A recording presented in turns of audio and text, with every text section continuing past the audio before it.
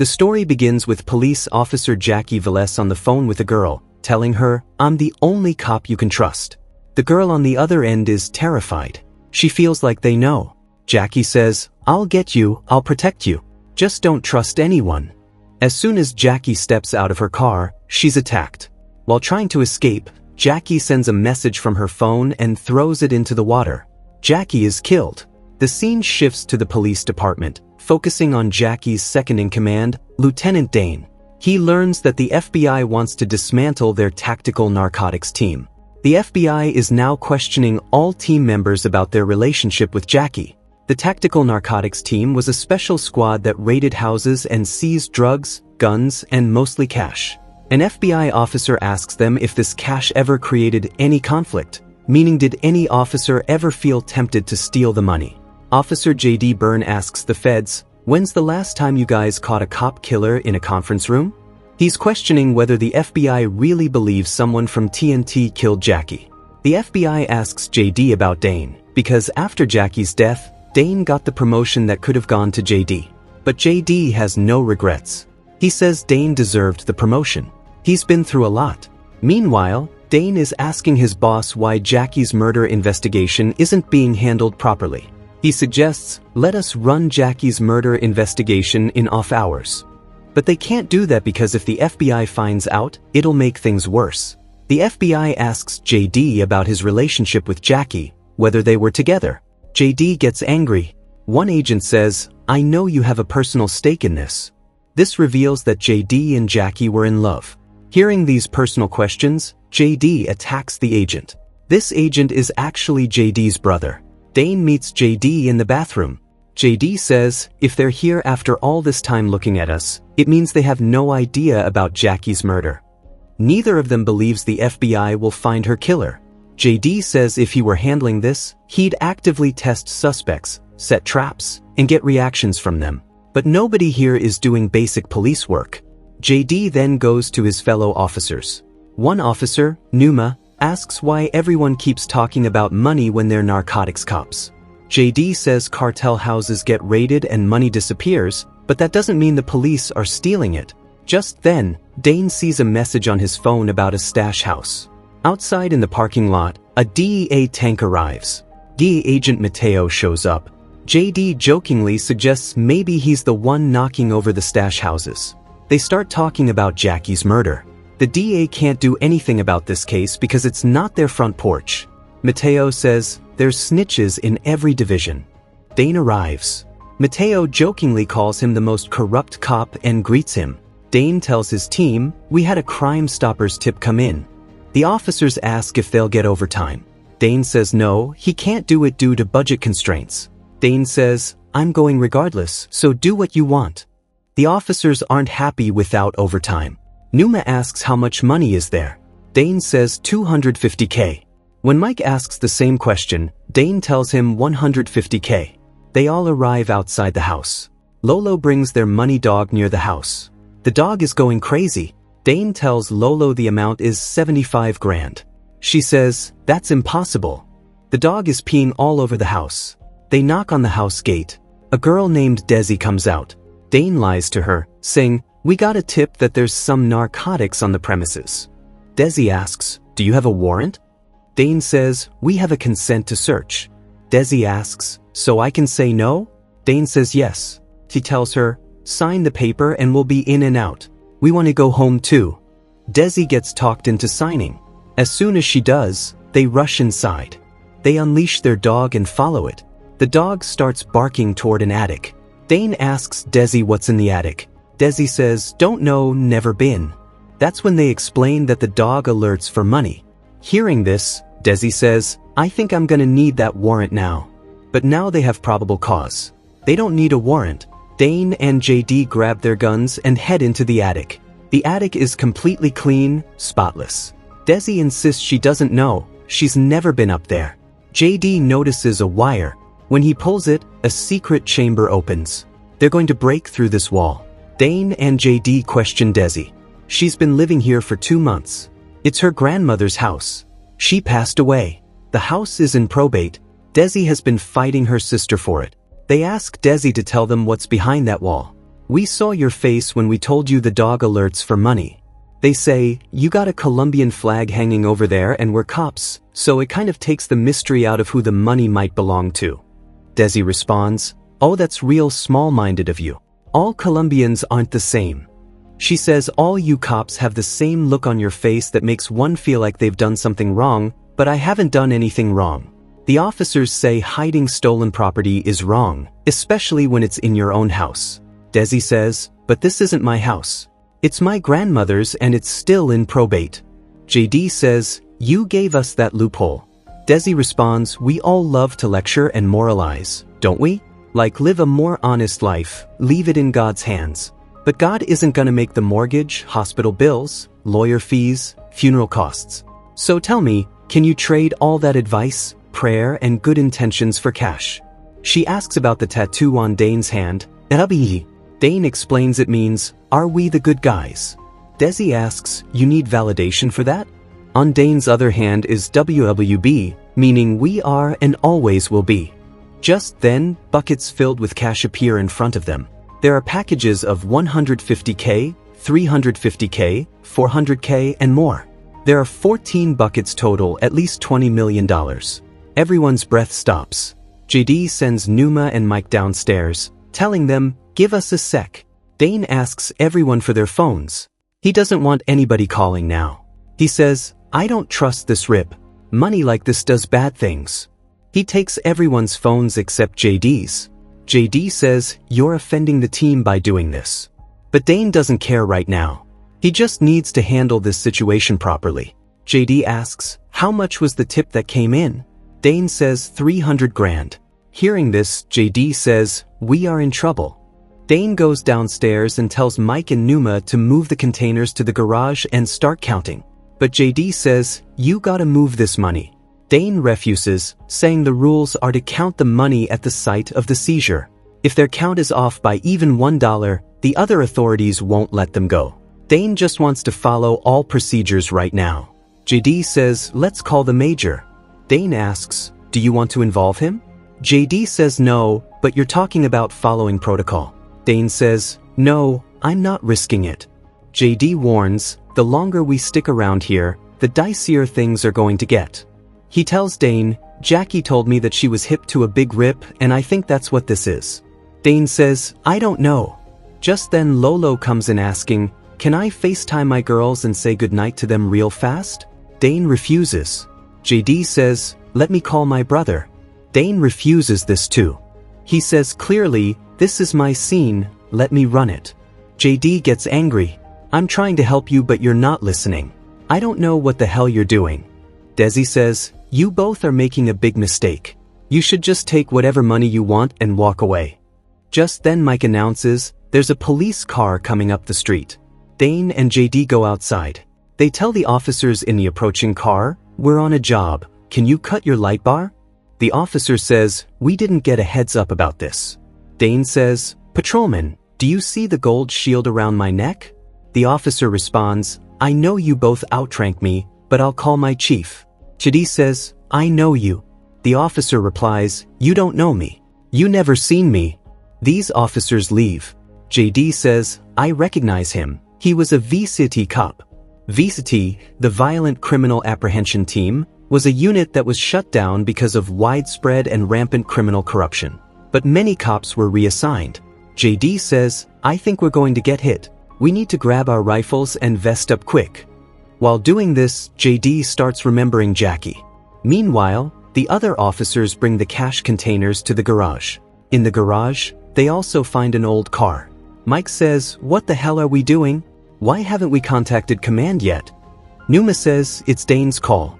We do this all the time. Mike says, no, this is not how Jackie would handle this. This is a huge hit. Mike is panicking. He says he'll move this car and put it in front of the door for more cover. JD and Dane arrive, telling everyone, put on your vests. Dane explains to Lolo that he only took the phones back as a precaution. JD tells Mike to go outside and keep watch. In one container, there's even a gun. Dane says, whatever packages are labeled, we leave them. And if it's janky like this with no label, we gotta count it. Dane says stealing this much money is easier than counting it. This comment strikes JD as odd. Outside, Mike secretly messages someone about this rip on a hidden phone. Inside, Desi explains that she got a call telling her to leave the house for a few hours. She doesn't know these people and has never seen them. The suggestion to take what they need and leave also came from them. Dane looks into Desi's file and discovers she was a police informer. Her report was hidden to protect her identity. Desi explains that her ex-boyfriend sold drugs and stole money, so she decided to help the cops. JD comes over and says Desi either came for help because the place was dangerous, or she came to snitch and make money. Dane then reveals that informers can get up to 20% of seized cash. So they ask Desi if that's what she's really doing. Just then, the phone rings. The caller says, "You have 30 minutes to leave the house.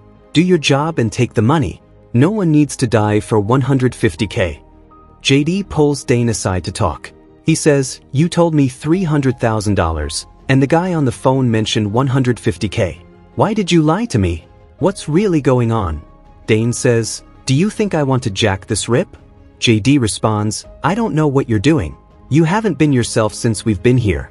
Tell me what's going on. I want to see the piece of paper. I want to see the tip." JD can't bring himself to trust Dane, even though he wants to. Dane says he doesn't have it. JD says, "Call the major or I will." Dane starts looking at the message that came to his phone. Meanwhile, Numa and Lolo count money and talk about how they take home $80K a year after taxes, and for that they get shot at, spit on, punched, kicked. Lolo asks Numa what she'd do with this money. She says just this much money would make her life so much easier to live. Outside, JD calls the agent Mateo and tells him everything, that something doesn't feel right. He explains that Dane still hasn't informed command. Mateo tells J, "Look, what if Jackie was working that stash house, the one you're on tonight? And what if Dane found out about that? So ask yourself this, is the size of that rip worth the price of a Miami police captain?" JD says, "No, Dane didn't kill Jackie." Mateo says, "Dane is broke, he's in medical debt, his son is gone." JD says, "I gotta talk to my brother." Mateo tells him not to include the FBI. "Let me get to you in 10 minutes. Inside, Dane talks to Lolo and Numa while Desi listens from outside. Dane says, "I think we can make something happen here," meaning they should steal this rip. Outside, Mike sees the neighborhood lights flickering on and off. He tells JD about it. JD pays attention to the lights and realizes it's Morse code. The Morse code said pigs. JD goes ahead alone. Mike gets a message from his chief. After that, Dane calls his major in front of Desi and reports, "We got a rip, looks like about $150K. Desi is stuck wondering what to do. She trusts Mike and tells him everything, that his lieutenant and the other two are planning to steal the money. Just then, Dane comes back. Mike tells Dane about the house with the lights. They both go outside. Desi screams, "Take me to jail, get me out of here." The phone rings again. The caller says, "People are gonna start dying in 10 minutes. Meanwhile, Dane asks Mike what he and the girl were talking about. Mike says nothing. Dane asks straight up, "Mike, are you a snitch?" Mike says, "Are you trying to rattle me?" Dane sends Mike back inside the house, saying, "I'll handle JD." As soon as Dane turns his back, Mike says into his phone, "We need to move now." JD reaches that house. He gets a message from Mateo saying no Crime Stoppers tip was called in. Just then, someone puts a gun to his back. On the other side, at the stash house, Mike reaches Lolo and Numa. They're busy counting money. Dane arrives too. Mike asks where JD is. Dane says, "We got separated." Suddenly the lights go out. Gunfire erupts. In the shootout, Lolo gets hit by a bullet. Dane and Mike escape through the side. Their cars are trashed. Outside, they both fire at a man. They chase him. One man jumps across a roof and escapes. They drive away from there. Then a different man appears in front of Mike and Dane. JD says, "Hold on, he's not one of them. He's just on lookout for the cartel." This attack wasn't by the cartel. This man lets Dane talk to their boss, who says the same thing, that their members didn't attack them. They have no interest in the money. They just don't want any more dead police officers because Jackie's murder has already hurt their business. They make it clear they had nothing to do with Jackie's murder either. Everyone goes back inside the stash house. JD asks Dane, "Did you call the major?" Dane says yes, he told them they were going to finish the count and walk it out themselves. JD says, get a retrieval team, our cars are trashed. JD reveals in front of everyone that there was no Crime Stoppers report. Dane made it up to steal this rip. JD and Dane start arguing. Dane says, you tell me where you were. You disappeared and then showed up with an armed cartel member. Did you fire at us? JD tells everyone to listen to what the cartel leader said on the call. He said Jackie was killed by someone on her own team, not by the cartel. JD asks, did you kill Jackie, Dane? He calls him a cop killer. The two of them start fighting physically. The other officers pull them apart. Dane tells Numa and Lolo, finish the count, we need to get out of here. Dane tells Mike to go sit with Desi. Mike checks and realizes his secret phone isn't with him. JD calls Mateo to come quickly, but Mateo isn't coming with a full team, just with an armored Lenko. Mateo asks how much money is there. JD says 20 million. Mateo can't believe it. JD sends another text. Mike, playing good cop, asks Desi if she has an extra phone. Mike's eye catches a candle. Numa and Lolo pack all the cash. Dane shows them a number and says, this is the number right here, don't say it out loud. But just then, a fire breaks out. They rush the cash bags outside. Mateo arrives. He says, I'm only here to help. Dane tells Numa to stay here with Desi, but JD interrupts, saying you're not going anywhere either. The two start fighting again. They both get in the truck. Both pull out their guns and hold them. JD takes out his phone saying, I'm calling the major, letting him know to meet us at the bank. Dane already let him know. Mike says no, he didn't. He didn't tell him about the total amount. Dane asks, how would you know that? He asks again about the snitch question that hasn't been answered. Mike explains that Desi told him about the call with the major, that he only mentioned 150K. She told him that Dane was planning to steal the money with Numa and Lolo. But this is when it's revealed that Desi heard exactly what Dane wanted her to hear. Dane knew Desi would tell Mike because she trusted him as a good cop. And this is when it comes out that Dane had intentionally told everyone different amounts. But the caller said 150K, which is what he told Mike. They know Mike has been using a burner all night. During Dane and JD's fight, JD took it from him. It's Mike who's been trying to steal the rip all night. Dane had been intentionally lying all night. He'd been bullshitting everybody all night, even JD until recently. Dane showed JD the message that came the night Jackie died, when they were alone. This message was sent by Jackie as she was dying. Dane took the idea from JD's own suggestion about setting traps and created this whole play. And the only way to get everybody to believe that he would actually steal the money is if JD believed it. The truth is, Jackie was actually trying to track down the heist teams. She planned to use this rip as bait to draw them out. But before she could put her plan into action, she was killed. Dane had Mike the second he heard 150K. He just needed to know who he was working with. JD questions Mateo, where are the radios? We're taking 20 million across North Miami, who's monitoring us? Dane asks, where's your regular squad? Mateo says, I sent them home because of no approval and 0 overtime. JD asks, who's driving up front? Anybody we know. Dane says, it was you who called the house and shot it up. Mateo starts saying this is nonsense. Dane tells Mike, last chance, make it count. Mike takes his burner phone and redials the last number. Mateo's phone rings. Mateo shoots Mike. A fight breaks out between all of them. JD hits the truck driver. Mateo points his gun at both JD and Dane. He tells his partner outside to change drivers and keep moving forward. Mateo starts saying, this is more money than any one of us could ever spend. We mob up and disappear in an hour. JD asks, did you kill Jackie? Mateo says Mike killed her. Mike says, you finished her. Both of those attackers were them. But just then JD's phone rings. JD puts it on speaker. It's his brother, who has surrounded their truck. JD tells Mateo to put the gun down. But Mateo says, we can work this out. We can put all the blame on Mike and the rest of the heist team. We can look like heroes. But just then Mike fires at Mateo from behind. He opens fire, grabs a bag, and jumps out of the truck. Mateo drives the truck away. JD chases after Mateo. Dane goes after Mike. Mike runs into the woods. A vehicle chase begins between Mateo and JD. JD rams his vehicle into Mateo's truck. Meanwhile, Dane catches up to Mike. They get into a physical fight.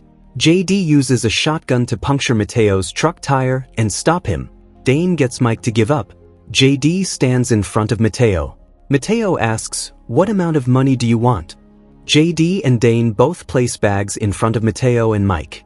JD shoots Mateo dead. Dane handcuffs Mike. And this is when it's revealed the bags only contain books and papers. The real cash was with Lolo and Numa. After that, the counting of all the cash begins. Lolo, Numa, and Dane are all asked for a number. Their number was 20,650,480. The number from the counting machines comes out exactly the same. Not a single dollar off. With this, Desi will also get her 20% share, which makes her happy. Desi was the girl Jackie was talking to at the beginning of the story. And with that, friends, this story comes to an end. Let us know in the comments how you liked this explanation. Also, don't forget to like the video and subscribe to the channel.